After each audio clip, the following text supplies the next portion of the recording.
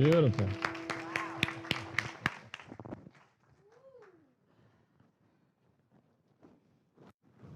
Well, good morning, everyone. Good morning. This is a little different for me. I feel like I'm at a bit of an angle. I think I'm going to go this way a little bit. I like straight on, but I'll leave a little room so you can see it. So. Good morning, good morning, good morning. Wow. Well, thank you all for being here this morning.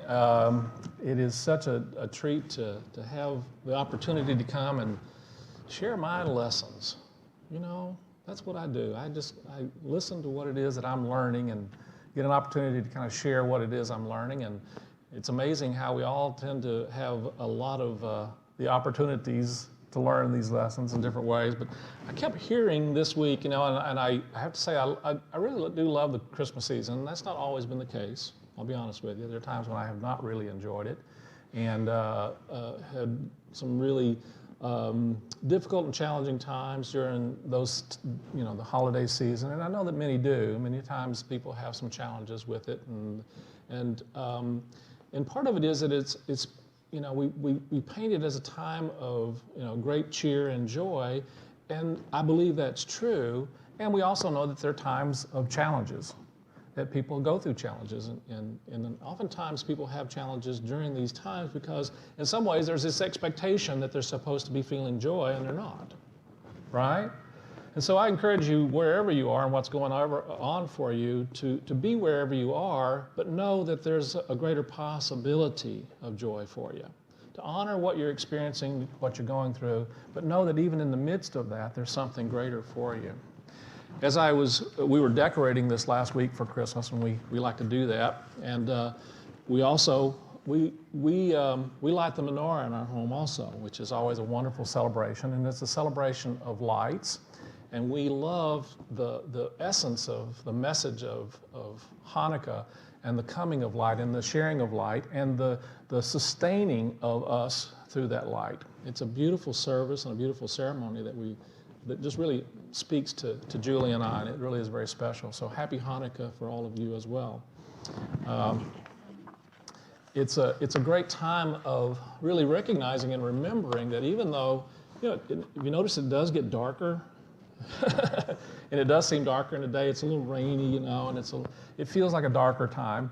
But it's an important reminder that even during this time when the sun seems to be farther away, the reality is it's never gone, and it always is there, and there's a light always available to us. I want to read to you from Luke, chapter 1, starting with verse 26.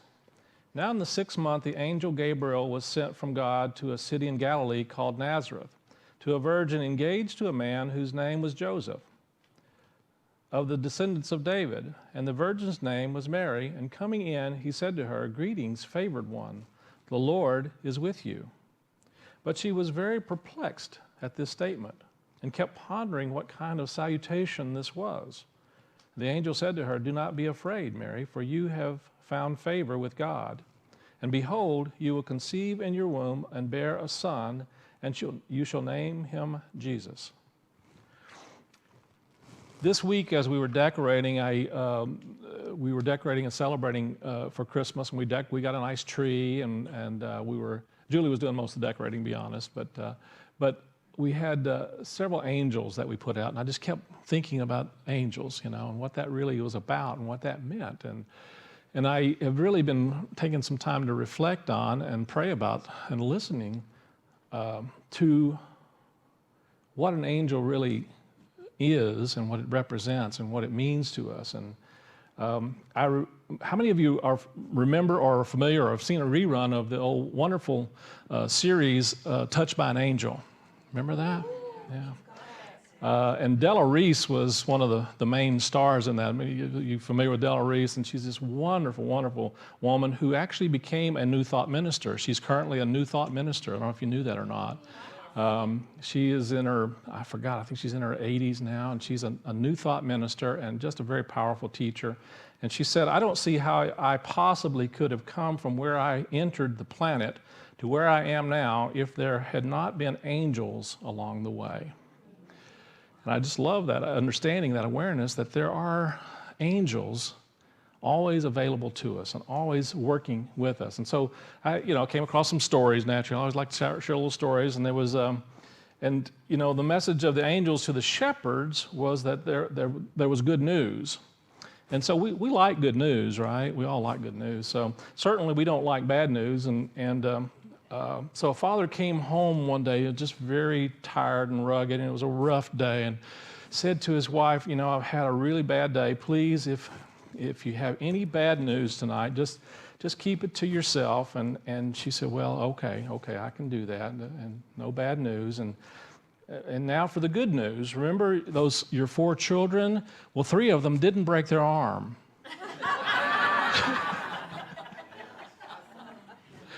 Good news. And I love this story. There was a story about there was a preacher, and I always like to tell stories about preachers, because I I resemble them a lot of times.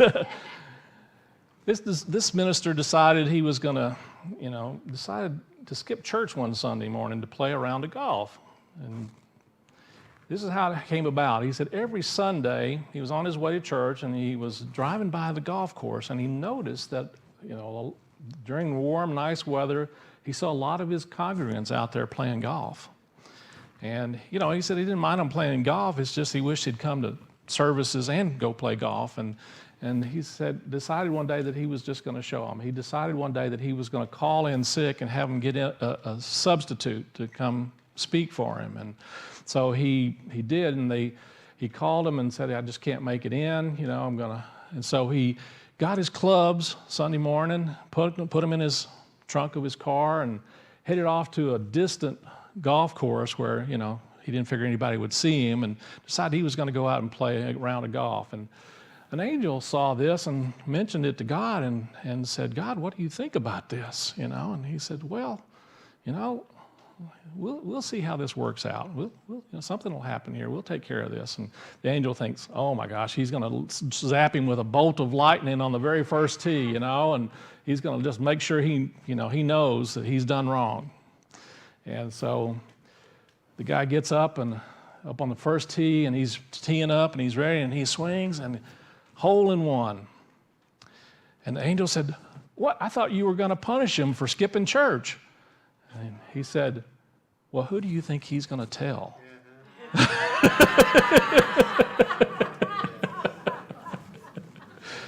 Ba-dum-bump. Good story, huh?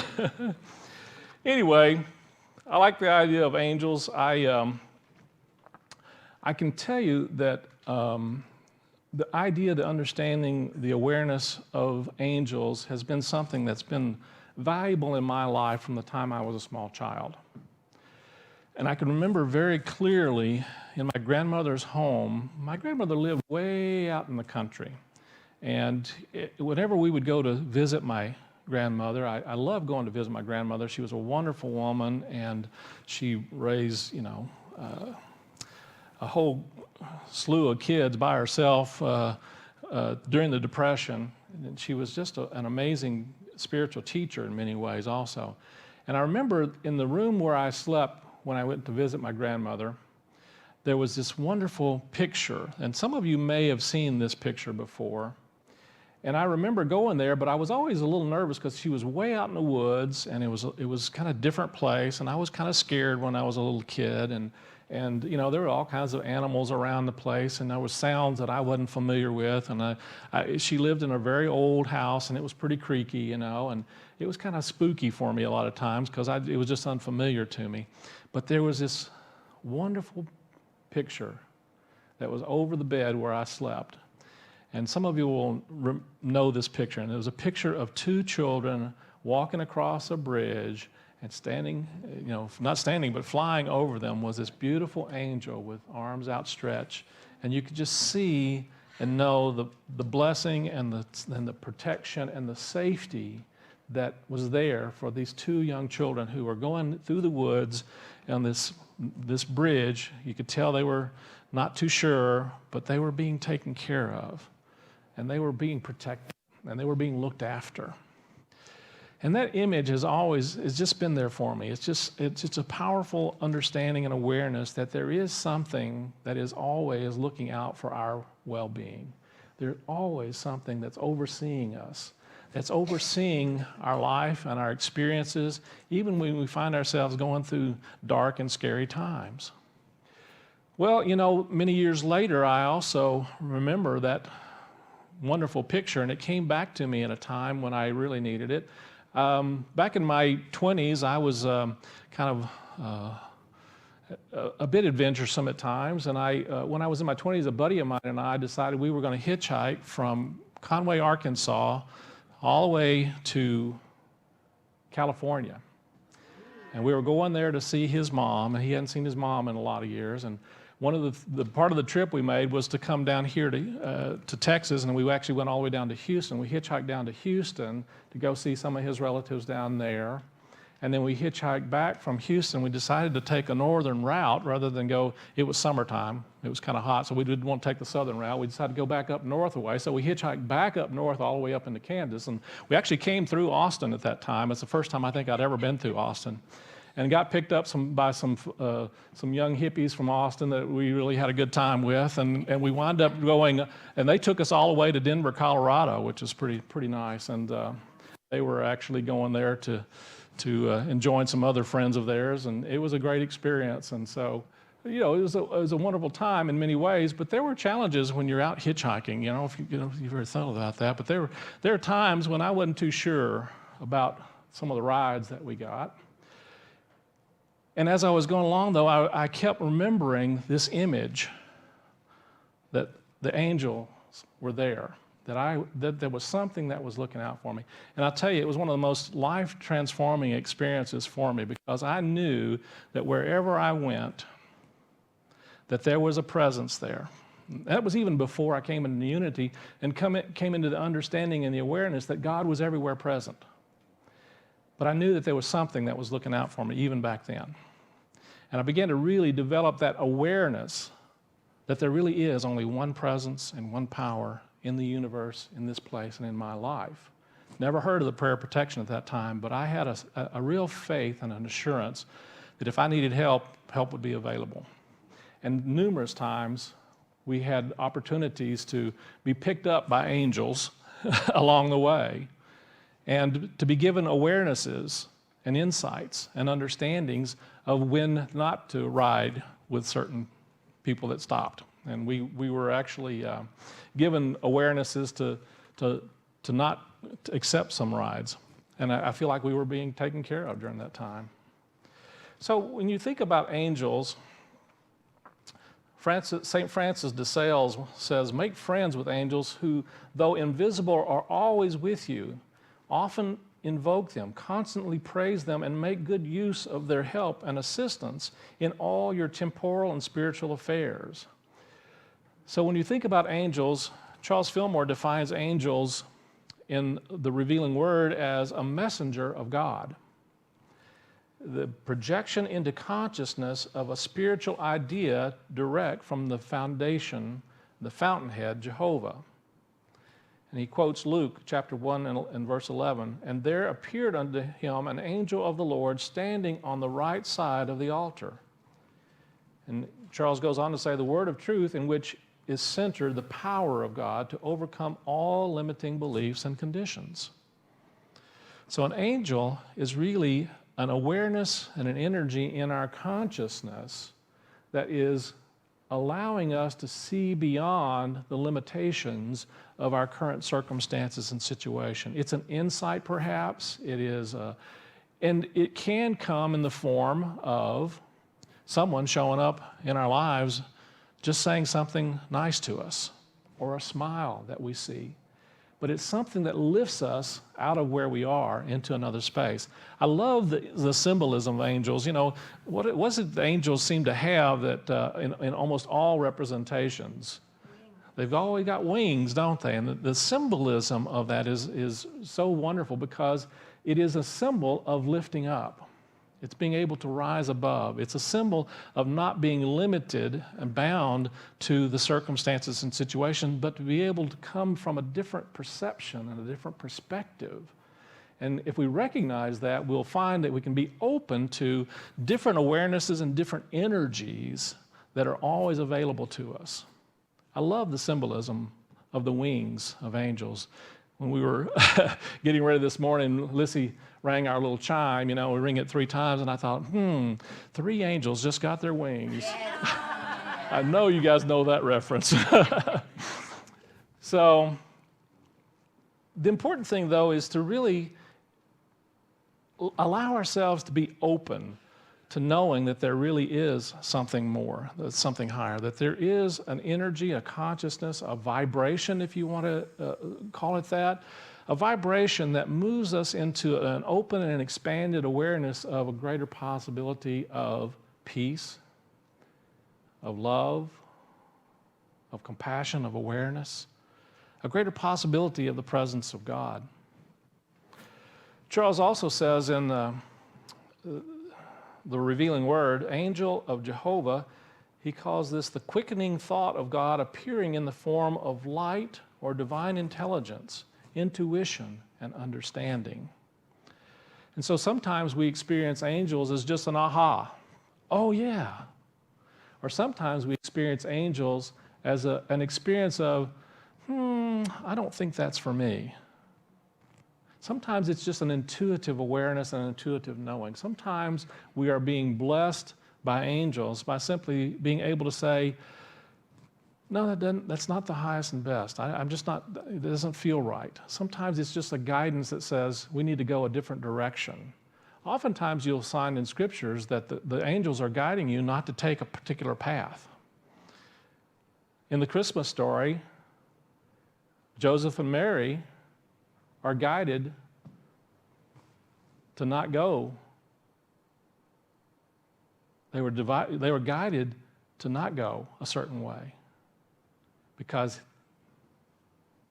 they were guided that there was a challenge there, that there was persecution, there was a possibility of harm. So they were guided in ways of making a different choice, of heading in a different path.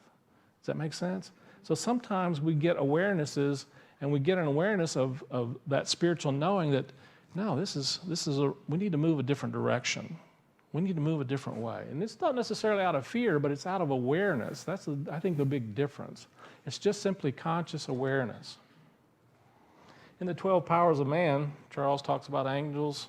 He says the angel of the Lord, the flame of fire, and the bush are all within the consciousness of man, becoming manifest through interior concentration.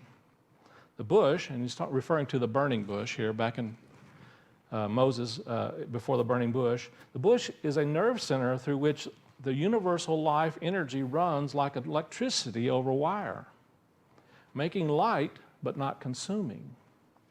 The angel is the presiding intelligence that is always present in every life action of function. And so he's referring to an energy center. He's referring to an awareness that we have within us, these energies, these energies that are of higher frequency or vibration. In Unity, we talk about them, and Charles talked about them as our 12 powers. Our 12 powers are these wonderful spiritual divine qualities that are within each and every one of us that make up the Christ consciousness, the consciousness of spirit, of faith, of strength, of wisdom, of love. I won't go through all the 12, but there's 12 of them, and we'll be actually doing a service on Christmas Eve that helps us to awaken and to alight the angels of our powers, the angels of our consciousness in such a way that we experience more of the wholeness of who and what we've come here to be in a way that allows us to express more of our unique divine nature. So this is one of the ways that we can experience more of the presence of those lights, if you want to call them, or beings. Sometimes we think about angels as being, and I've kind of come into awareness through my study and reflection on angels, is that angels show up for us in the way that we are most open to. They show up for us in the way that we are most open to. And the reason they show up for us in that way is because they don't want to scare us. The truth of the matter is they show up in how our imaginations can see them. They show up in ways that we can accept. They show up in ways that will allow us to, one, stretch beyond our current awareness and way of seeing and way of thinking. And so sometimes it does kind of shake us up a little bit, right? But they usually show up for us in a way that our consciousness can understand. They show up for us in a way that our consciousness can accept. The amazing light that is available to us through the presence of the divine is coming to us through angels, and we see angels in a particular form based upon our awareness and our energy and our consciousness of them, and our ability and willingness to accept that there are these energies, these intelligences, this intelligence that is beyond our own, but yet it is also a part of our own. Does that make sense? It's a part of us. And all the angels that ever existed are a part of each and every one of us. We have within us that energy, that consciousness. And they are really a reflection of our higher being, our higher selves. But we don't always see them and experience them that way because we have this idea that somehow that's got to be outside of us. And so sometimes we do see angels as beings out here. I think people really do see that and experience that. And yet they also are simply seeing something that is within themselves. Does that make sense? And the form that they are seeing is our mind giving form to something that otherwise doesn't make sense to us. The form is there to help us to try and make some sense out of it. Does that make sense? Are we following me? So they show up in different ways, don't they? They show up as these beings with wings. They show up with just a light. Sometimes people have experienced angels as just a bright light. Light, metaphysically, of course, simply represents spiritual intelligence, divine understanding, divine wisdom. In Mysteries of John, Charles Fillmore says, the two angels, one at the head and one at the feet, where the body of Jesus had lain, represent the positive words of life that bring spiritual powers to bear, that lift the body out of matter into spirit.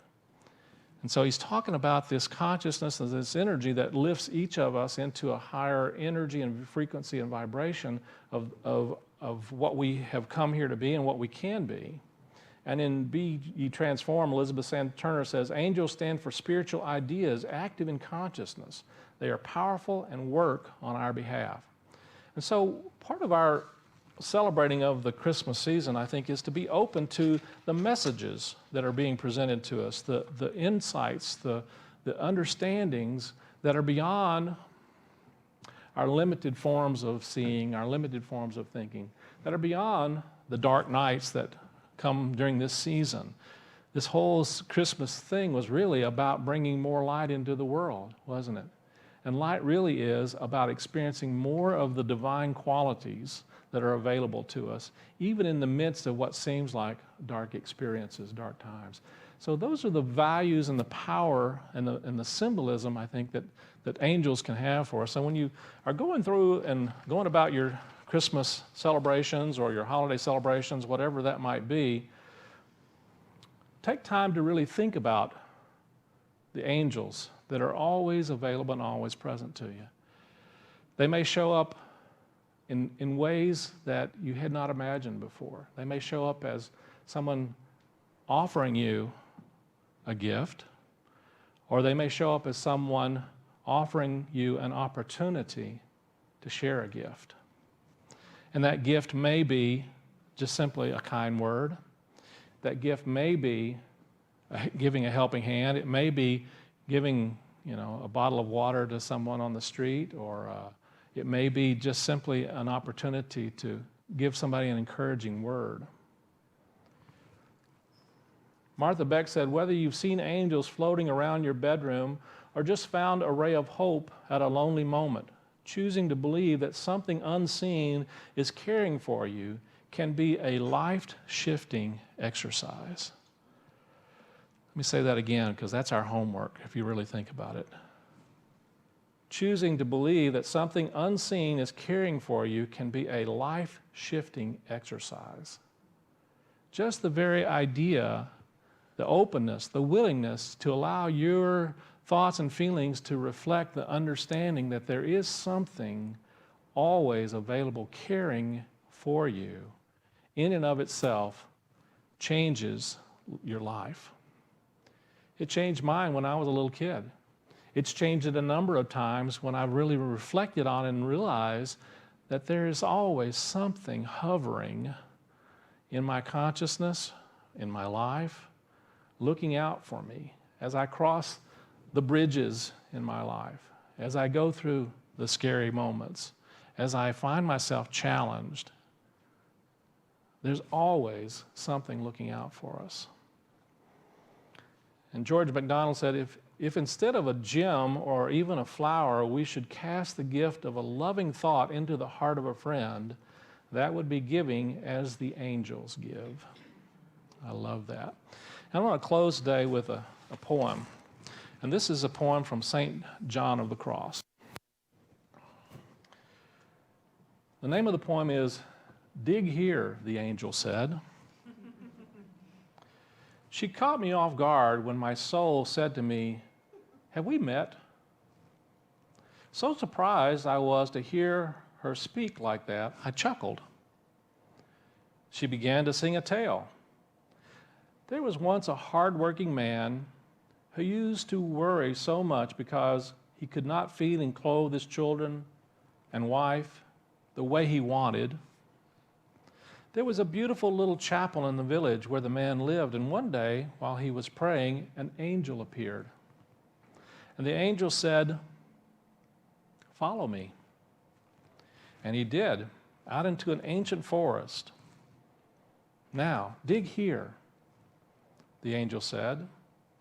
And the man felt strength in his limbs he had not known since youth. With just his bare hands, he dug deep and found a lost treasure, and his relationship with the world changed. Finding our soul's beauty does that, gives us tremendous freedom from worry. Dig here, the angel said, in your soul, in your soul. God bless you. So take a nice deep breath. Breathe into the heart space. Let your heart expand, not just with the breath, but expand with the energy of peace. Peace itself is an energy, is a vibration. It is a consciousness. And as we tune into that energy, that vibration, we hear the sound, the voice,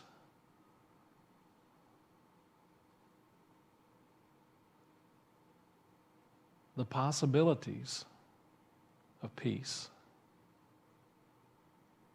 We become beings of peace. As we tune into the energies of love, the angels of heaven are singing. They're singing in us and through us.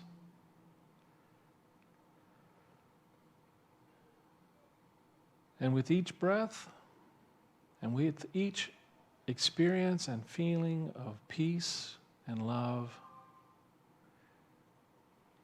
wings are sprouting, and we are being lifted. We're being lifted by those energies into a greater possibility of the blessings of Spirit, of the light, the love, and the power that is God in the very midst of us. And as we open ourselves to all of the divine qualities of Spirit, we find that the light of the Christ is awakened even more. Breathe into that knowing. Breathe into that feeling. Accept those energies. Choose the higher vibrations. And know that they bring light into the world. Thank you, thank you, thank you, blessed Spirit. Take a nice deep breath. Breathing into the heart, let your awareness come back into this room, this time and this place, sending forth those energies of love and peace and compassion to all in this room, all those in our lives, our families, our coworkers. Just see each one experiencing the upliftment of those angels of Spirit. And so it is. Thank you, God. Amen.